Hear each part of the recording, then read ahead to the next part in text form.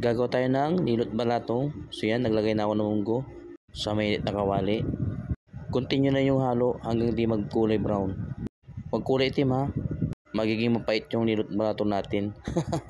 Naalala ko tuloy yung lola ko. Ito yung pinapamerinda sa amin pag galing kami bukid. Ano na, pag magtatanim kami ng singkamas o hindi mais. Ito yung palagi yung pinapamerinda sa amin, nilot balatong. Namiss ko tuloy yung lola ko. So yan, pag ganyang kulay na, pwede na po yan. Sit aside natin yan. So yan, sit aside natin. Kung wala kayong pandurog, pwede lagay sa bilao. Tapos lagay nyo ng buti. Idiin nyo lang para madurog yung munggo. Pero sa akin ito gagamitin ko na pandurog. Takpan nyo lang para hindi magtalsikan yung munggo. Kaya ganyan ginagawa ko para hindi matalsik. Kasi pag di nyo tatakpan yan, tatalsik po yan. So yan, continue na ginagawa ko hanggang di matapos.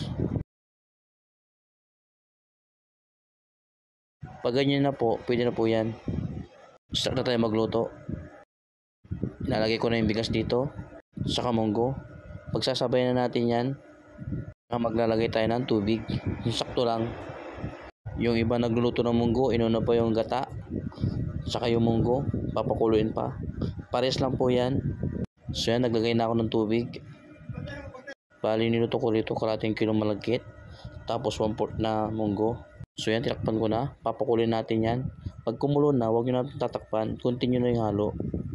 Hanggang di maluto yung malagkit natin saka yung munggo. So yan, malapot na. Marapit na maluto yan. Ilalagay ko na yung pangalawang gata para hindi natin magdadagdag ng tubig. So yan, continue na yung halo.